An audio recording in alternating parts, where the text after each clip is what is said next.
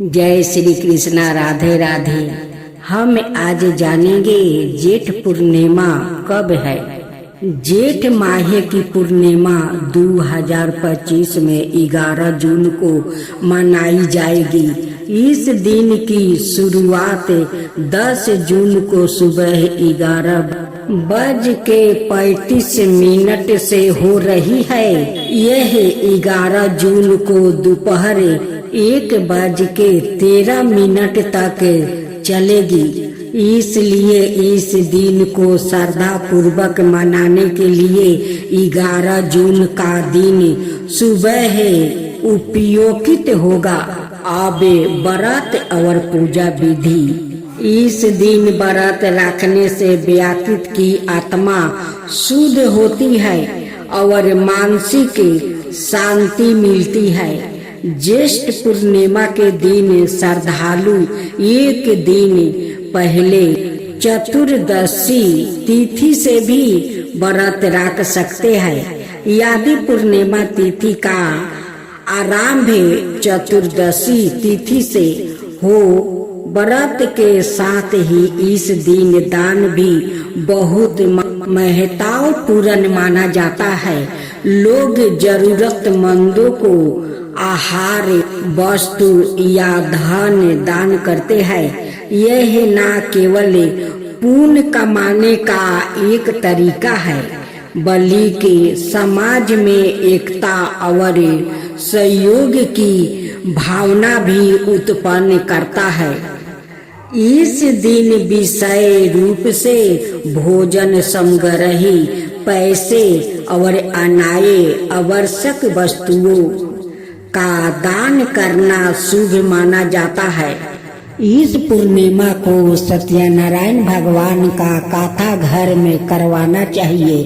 सत्यनारायण भगवान का कथा करवाने से घर भी शुद्ध रहता है। सत्यनारायण भगवान भी प्रसन्न रहते हैं। घर में धन संपत्ति का कोई कमी नहीं होने देते हैं। अपना आशीर्वाद अपना भक्त पर वो हमेशा बनाए रखते हैं। तो बोले सत्यनारायण भगवान की जय। सत्यनारायण भगवान की जय। जय श्री कृष्णा। राधे राधे। आज मैं आपको एक साथ 5 पूर्णिमा व्रत कथा सुनाऊंगी। जो इस 5 व्रत कथा सुनते हैं उन्हें पूर्ण फल मिलते हैं। सत्यनारायण भगवान उन पर खुश हो जाते हैं और उनकी सारे मनोकामना पूरा कर देते हैं।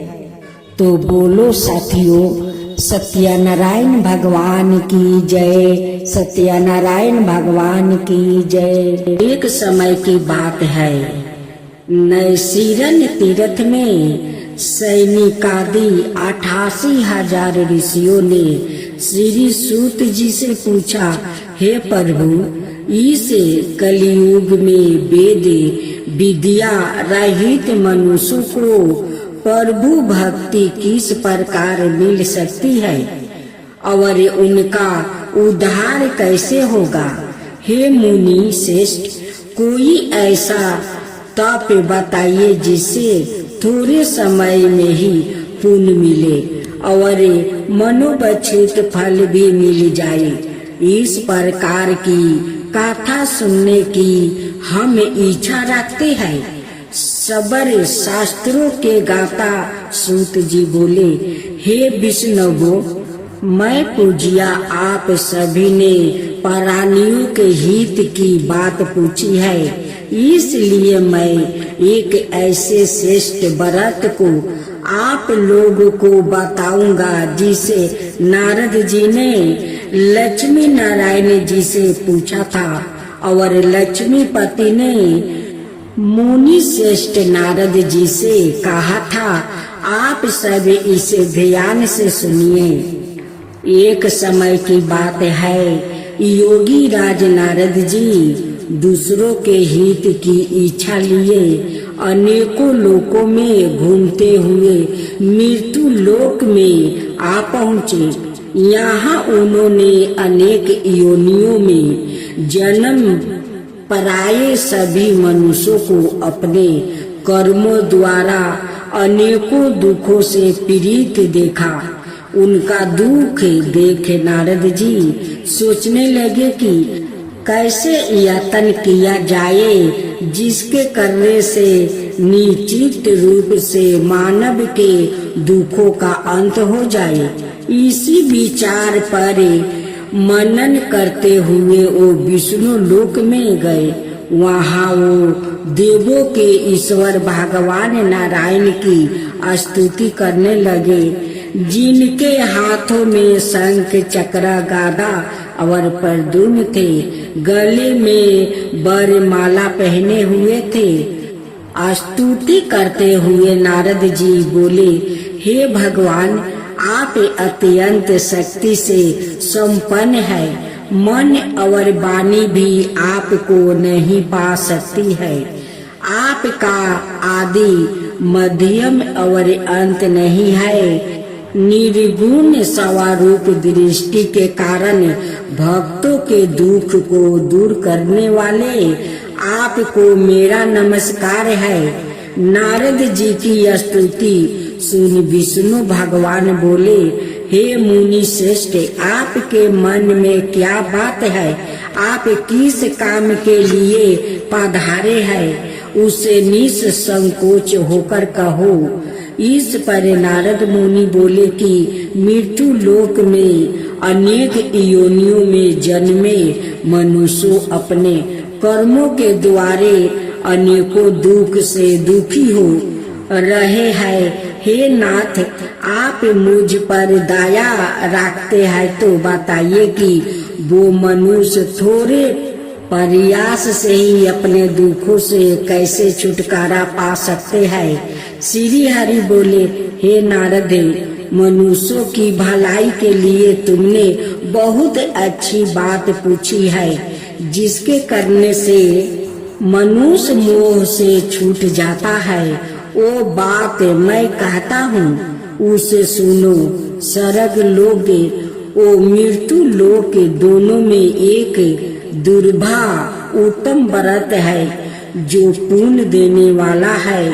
आज प्रेम बस होकर मैं उसे तुमसे कहता हूँ। सत्यनारायण भगवान का यह व्रत अच्छी तरह विधान पूर्वक करे, मनुष्य तुरंत ही यहाँ सुख भोग करे, मरने पर मोक्ष पाता है। श्री हरि के वचन सुने नारद जी बोले कि उस व्रत का फल क्या है और उसका विधान क्या है? यह व्रत किसने किया है? इस व्रत को किस दिन करना चाहिए? सभी कुछ विस्तार से बताइए।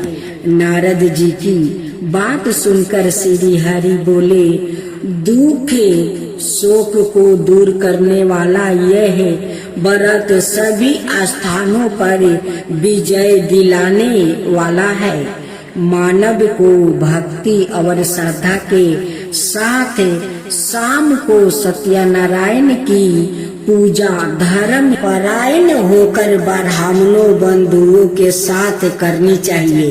भक्ति भाव से ही नैवेद्य, केले का फल, घी, दूध और गेहूं का आटा सवाए ले। गेहूं के स्थान पर साठी का आटा, शक्कर और गुड़ लेकर सभी भक्षण योग्य पदार्थों को मिलाकर भगवान का भोग लगाए। ब्राह्मणों सहित बंधु बंधुओं को भी भोजन कराए। उसके बाद सवाए भोजन करे। भजन कीर्तन के साथ भगवान की भक्ति में लीन हो जाए। इस तरह से सत्यनारायण भगवान का यह व्रत करने पर मनुष्य की सारी इच्छाएं निश्चित रूप से पूरी होती है। इस कली काल अर्थात कलियुग में मृत्यु लोक में मोक्ष का ही एक सरल उपाय बताया गया है। इसी श्री सत्यनारायण व्रत कथा का प्रथम अध्याय संपूर्ण हुआ। श्री मन नारायण नारायण नारायण, भज मन नारायण नारायण नारायण, श्री सत्यनारायण भगवान की जय। दूसरा अध्याय। सूत जी बोले, हे ऋषियों, जिसने पहले समय में इस व्रत को किया था उसका इतिहास कहता हूँ, ध्यान से सुनो। सुंदर काशीपुरी नगरी में एक अत्यंत निर्धन ब्राह्मण रहता था। भूख प्यास से परेशान वो धरती पर घूमता रहता था। ब्राह्मणों से प्रेम करने वाले भगवान ने एक दिन ब्राह्मण का भेष धारण कर उसके पास जाकर पूछा, हे बीरबे, नित्य दुखी होकर तुम पृथ्वी पर क्यों घूमते हो? दीन ब्राह्मण बोला, मैं निर्धन ब्राह्मण हूँ, भिक्षा के लिए धरती पर घूमता हूँ। हे भगवान, यदि आप इसका कोई उपाय जानते हो तो बताइए। वृद्धा ब्राह्मण कहता है कि सत्यनारायण भगवान मनोवांछित फल देने वाले हैं, इसलिए तुम उनका पूजन करो। इसे करने से मनुष्य सभी दुखों से मुक्ति हो जाता है। वृद्धा ब्राह्मण बन कर आया सत्यनारायण भगवान उस निर्धन ब्राह्मण को व्रत का सारा विधान बताकर अंतर ध्यान हो गए। ब्राह्मण मन ही मन सोचने लगा कि जिस व्रत को वृद्धा ब्राह्मण कहने को कह गया है, मैं उसे जरूर करूँगा। यह निश्चय करने के बाद उसे रात में नींद नहीं आई। वो सवेरे उठकर सत्यनारायण भगवान का व्रत का निश्चय कर भिक्षा के लिए चल गया। उस दिन निर्धन ब्राह्मण को भिक्षा में बहुत धन मिला, जिससे उसे बंधुओं के साथ मिलकर श्री सत्यनारायण भगवान का व्रत संपन्न किया।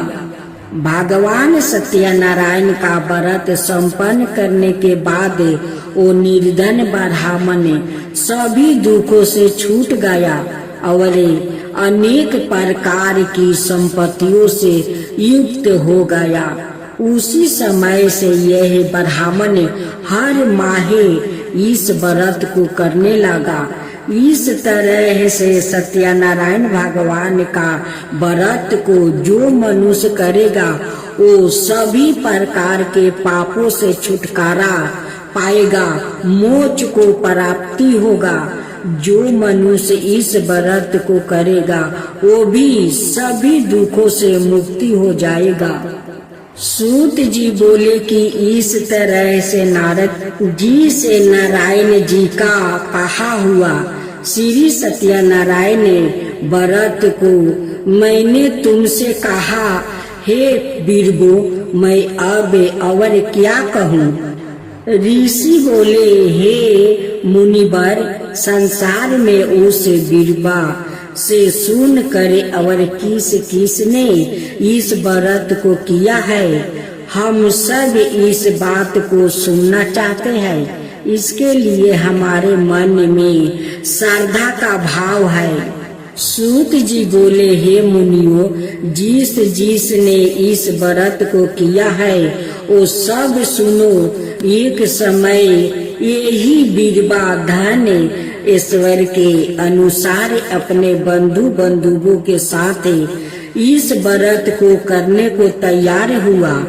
उसी समय एक लकड़ी बेचने वाला बूढ़ा आदमी आया और लकड़ियाँ बाहर रख कर अंदर ब्राह्मण के घर में गया।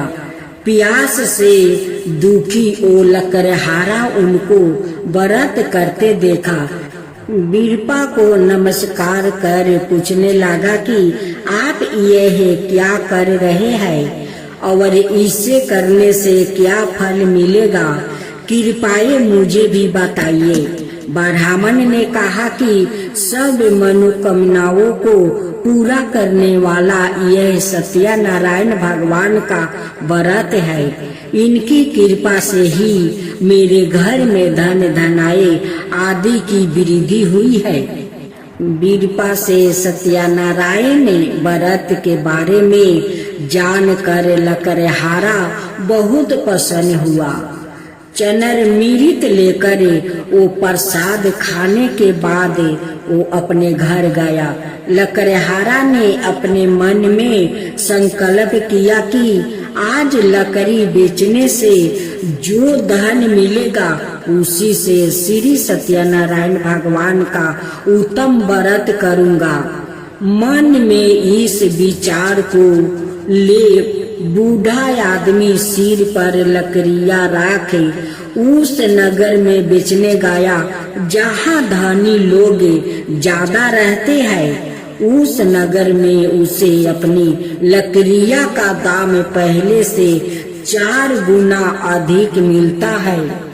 बूढ़ा प्रसन्नता के साथ दाम लेकर केले, शक्कर, घी, दूध, दही और गेहूं का आटा ले और सत्यनारायण भगवान का व्रत की अनाय समग्रहियों लेकर अपने घर गया।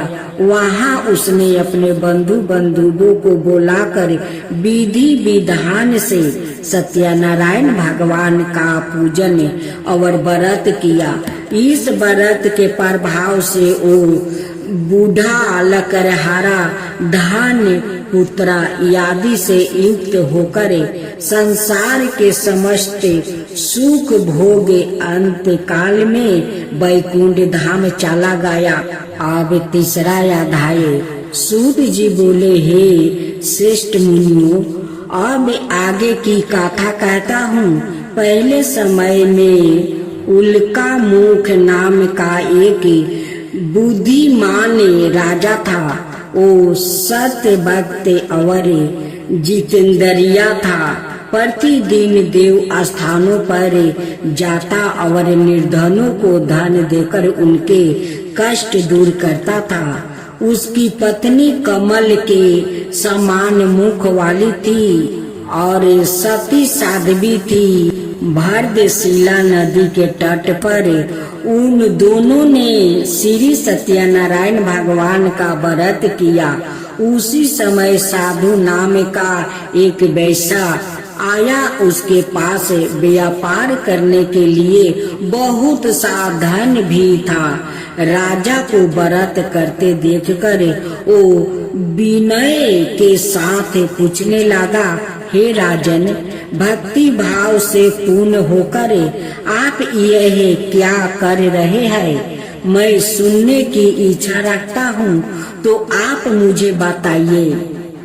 राजा बोला, हे साधु, आपने बंधु बंधुओं के साथ पुत्रादि की प्राप्ति के लिए एक महाशक्तिमान श्री नारायण भगवान का व्रत पूजन कर रहा हूँ। राजा के वचन सुने साधु अंदर से बोला, हे राजन, मुझे इस व्रत का सारा विधान कहिए। आपके कथन अनुसार मैं भी इस व्रत को करूँगा। मेरी भी संतान नहीं है और इस व्रत को करने से निश्चित रूप से मुझे संतान की प्राप्ति होगी।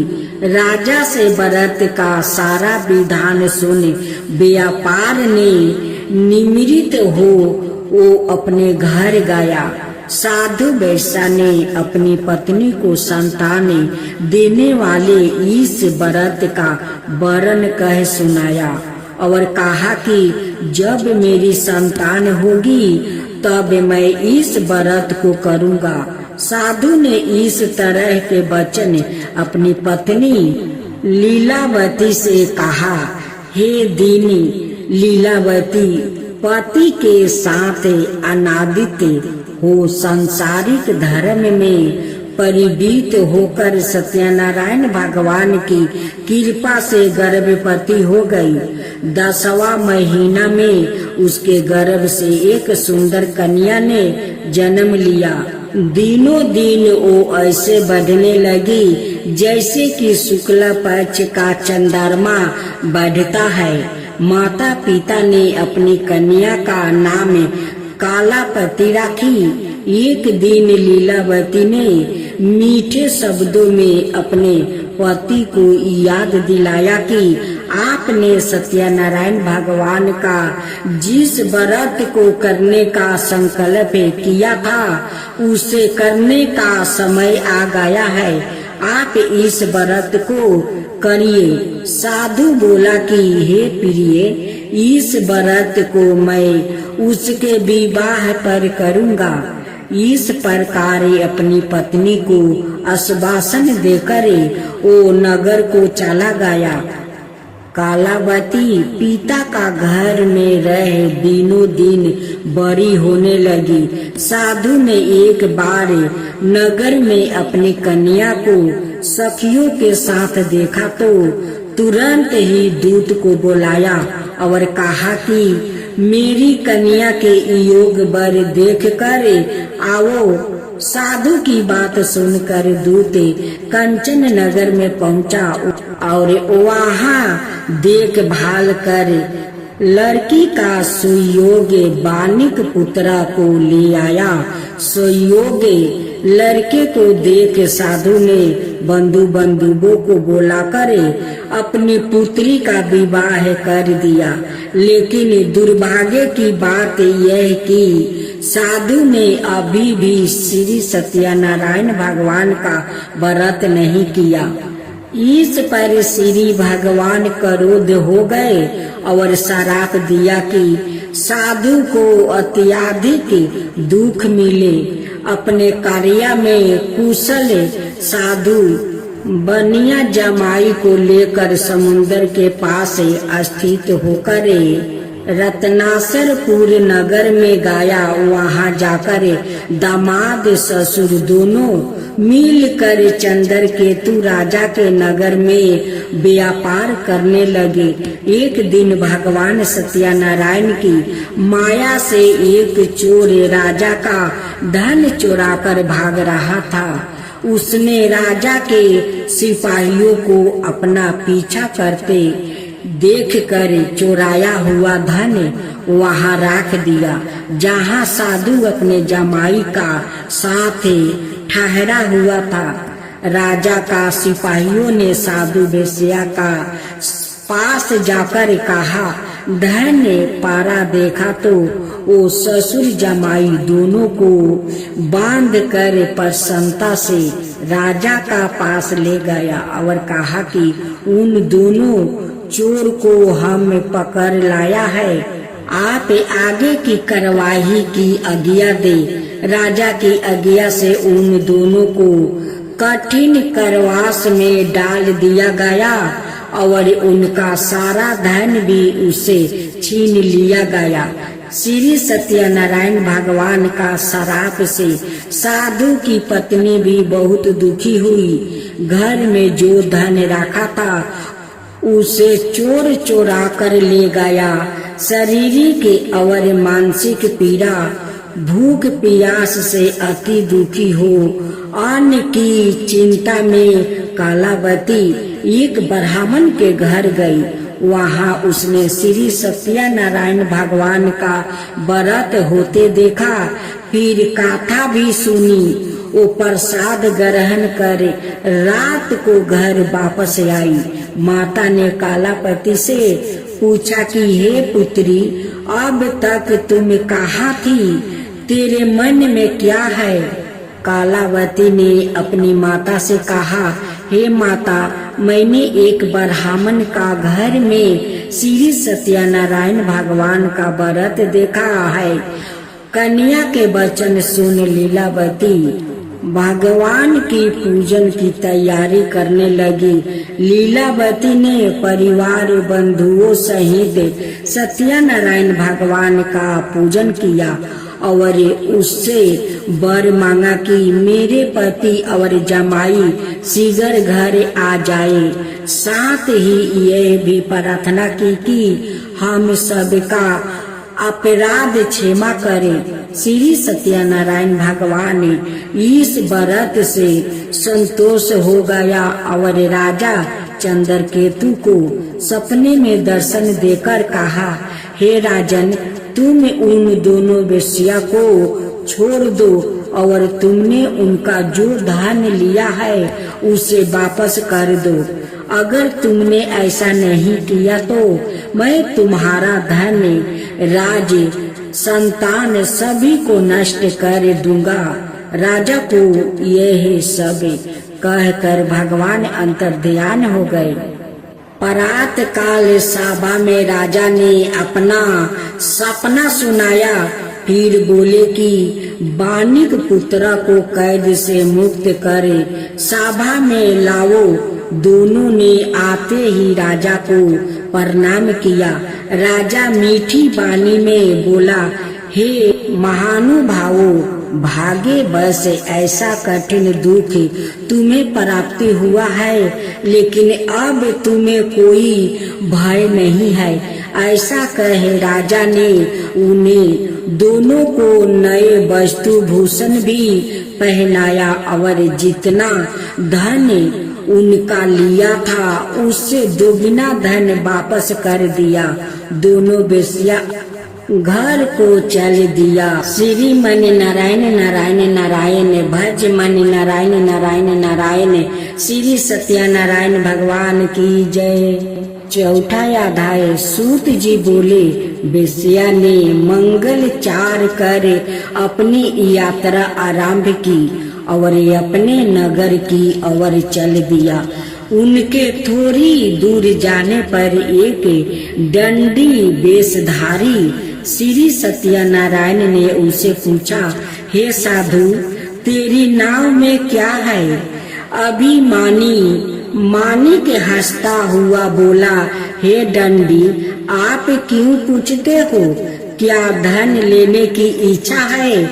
मेरी नाव में तो बेल पत्ते भरे हुए हैं। वैसा के कठोर वचन सुन भगवान बोले, तुम्हारा वचन सत्य हो। दंडी ऐसे वचन कहे वहाँ से दूर चला गया।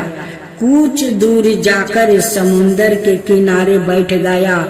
दंडी के जाने के बाद साधु वैश्या ने नित्य क्रिया के पश्चात नाव को ऊंची उठाते देख कर अचंभा माना और नाव में बेल पत्ते आदि देख वो मूर्छित हो जमीन पर गिर पड़ा। मूर्छित खुलने पर वो अत्यंत शोक में डूब गया। तब उसका दामाद बोला कि आप शोक ना मनाए, यह दंडी का श्राप है, इसलिए हमें इनकी शरण में जाना चाहिए, तभी हमारी मनोकामना पूरी होगी। दामाद की बात सुनकर वो दंडी के पास पहुंचा और अत्यंत भक्ति भाव से नमस्कार करके बोला, मैंने आपसे जो असत्य वचन कहे थे उनके लिए मुझे क्षमा दे। ऐसा कहकर महान शोक दूर हो रोने लगा। तब दंडी भगवान बोले, हे मानिक पुत्रा, मेरी आज्ञा से बार बार तुम्हें दुख प्राप्ति हुआ है। तुम मेरी पूजा से विमुख हुआ। साधु बोला, हे भगवान, आपकी माया से ब्रह्मा आदि देवता भी आपके रूप को नहीं जानते, तब मैं अज्ञानी कैसे जान सकता हूँ? आप प्रसन्न होइए, अब मैं समर्थ के अनुसार आपकी पूजा करूँगा।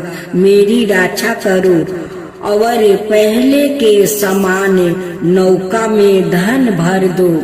साधु वेश्या का भक्ति पूर्वक वचन सुनकर भगवान प्रसन्न हो गए और उसकी इच्छा अनुसार वरदान देकर अंतर्ध्यान हो गए। ससुर जमाई जब नाव पर आया तो नाव धन से भरी हुई थी। फिर वो ही अपने अनाय साथियों के साथ सत्यनारायण भगवान का पूजन कर अपने नगर को चल दिया। जब नगर के नजदीक पहुँचे तो दूत को घर पर खबर करने के लिए भेज दिया।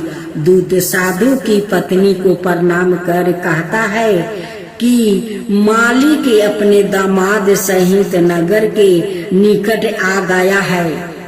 दूत की बात सुन साधु की पत्नी लीलावती ने बड़े हर्ष के साथ सत्यनारायण भगवान का पूजन कर अपनी पुत्री कालावती से कहा कि मैं अपने पति के दर्शन को जाती हूँ, तू कार्य पूर्ण कर शीघ्र आजा। माता के ऐसे वचन सुन कालावती जल्दी में प्रसाद छोड़ अपने पति के पास चली गई। प्रसाद की आवागा के कारण श्री सत्यनारायण भगवान रूठ हो गए और नाव सहित उसके पति को पानी में डुबो दिया। कालावती अपने पति को वहाँ ना पाकर रोती हुई जमीन पर गिर गई। नौका को डूबा हुआ देख वो कन्या को रोता देख साधु दुखी होकर बोला कि हे प्रभु, मुझसे और मेरे परिवार से जो भूल हुई है उसे क्षमा करे। साधु के दीन वचन सुनकर श्री सत्यनारायण भगवान प्रसन्न हो गए और आकाशवाणी हुई, हे साधु, तेरी कन्या मेरे प्रसाद को छोड़कर आई है, इसलिए उसका पति अदृश्य हो गया है। यदि वो घर जाकर प्रसाद खाकर लौटती है तो उसे इसका पति अवश्य मिलेगा। ऐसी आकाशवाणी सुनी कालावती घर पहुंचकर प्रसाद ग्रहण करती है और फिर आकर अपने पति के दर्शन करती है। उसके बाद साधु अपने बंधुओं सहित श्री सत्यनारायण भगवान का विधि विधान से पूजन करता है और इस लोक में सुख भोग वो अंत में स्वर्ग को जाता है। श्री मन नारायण नारायण नारायण भज मन नारायण नारायण नारायण। श्री सत्यनारायण भगवान की जय। सूत जी बोले, हे ऋषियों, मैं और भी एक कथा सुनाता हूँ, उसे भी ध्यान पूर्वक सुनो। प्रजा पालन में लीन तुलिंग धवाज नाम का एक राजा था। उसने भी भगवान का प्रसाद त्याग कर बहुत ही दुख सहन किया। एक बार वन में जाकर वन पशुओं को मार कर वो बर के पेड़ के नीचे आया। वहाँ उसने ग्वालों को भक्ति भाव से अपने बंधुओं सहित सत्यनारायण भगवान का पूजन करते देखा। अभिमान बस राजा ने उन्हें देख कर भी पूजा स्थान में नहीं गया और ना ही उसने भगवान को नमस्कार किया। ग्वालों ने राजा को प्रसाद दिया, लेकिन उसने वो प्रसाद नहीं खाया और प्रसाद को वही छोड़कर वो अपने नगर को चला गया। जब वो नगर में पहुंचा तो वहाँ सब कुछ तहस नहस हुआ पाया तो वो शीघ्र ही समझ गया कि यह सब भगवान ने ही किया है। वो दोबारा ग्वाले के पास पहुंचा और विधि पूर्वक पूजा करके प्रसाद खाया तो सत्यनारायण भगवान की कृपा से सब कुछ पहले जैसा हो गया। शीघ्र काल तक सुख भोगने के बाद मरणोपरांत उसे स्वर्ग लोक की प्राप्ति हुई। जो मनुष्य परम दुर्लभ इस व्रत को करेगा तो भगवान सत्यनारायण की अनुकंपा से उसे धन धनाई की प्राप्ति होगी। निर्धन धनी हो जाता है और भय मुक्त हो जीवन जीता है। संतानहीन मनुष्य को संतान सुख मिलता है और सारे मनोरथ पूर्ण होने पर मानव अंत काल में वैकुंठ धाम को जाता है। सूत जी बोले, जिन्होंने पहले इस व्रत को किया है अब उनके दूसरे जन्म की कथा कहता हूँ। वृद्ध सातानंद ब्राह्मण ने सुदामा का जन्म लेकर मोक्ष की प्राप्ति की। लकड़हारा ने अगले जन्म में निषाद बनकर मोक्ष प्राप्ति किया। उल्का मुख नाम का राजा दशरथ होकर वैकुंठ को गया। साधु नाम का वैश्य ने मोर दरवाजा बनकर अपने पुत्र को आरे से चीर कर मोक्ष पाया। महाराज दंत धवाज ने स्वयंभू होकर भगवान में भक्ति युक्त होकर कर्म कर मोक्ष पाया। श्री मन नारायण नारायण नारायण भज मन नारायण नारायण नारायण। श्री सत्यनारायण भगवान की जय। भक्त रमना स्वामी जय लक्ष्मी रमना। सत्यनारायण स्वामी जन पालक हरना। जय लक्ष्मी रमना जय लक्ष्मी रमना। रतन जरित सिंहासने अधिरूपी छवि राजे। रतन जरित सिंहासने अधिरूपे छवि राजे। नारद करत निरंजन घंटा बन बाजे। जय लक्ष्मी रमना जय लक्ष्मी रमना। परकट भयो कली कारणी दीजो को दर्शन दियो। बूढ़ा ब्राह्मण बन कर कंचन महल कियो। जय लक्ष्मी रमना जय लक्ष्मी रमना। दुबल भील कठारो जिन पर कृपा करी। चंदर जुड़ एक राजा तिनकी विपत्ति हरी। जय लक्ष्मी रमना जय लक्ष्मी रमना। चंदर जुड़ एक राजा तिनकी विपत्ति हरी। जय लक्ष्मी रमना। बेसिया मनोरथ पायो सरदा तज नहीं। सो फल भोग प्रभु जी फिर स्तुति की नहीं। जय लक्ष्मी रमना जय लक्ष्मी रमना। भाव भक्ति के कारण छिन छिन रूप धरो। भाव भक्ति के कारण छिन छिन रूप धरो। श्रद्धा धारण की नहीं तिनको काज सरो। जय लक्ष्मी रमना जय लक्ष्मी रमना। ग्वाल बाल संग राजा बन में भक्ति करी। ग्वाल बाल संग राजा बन में भक्ति करी।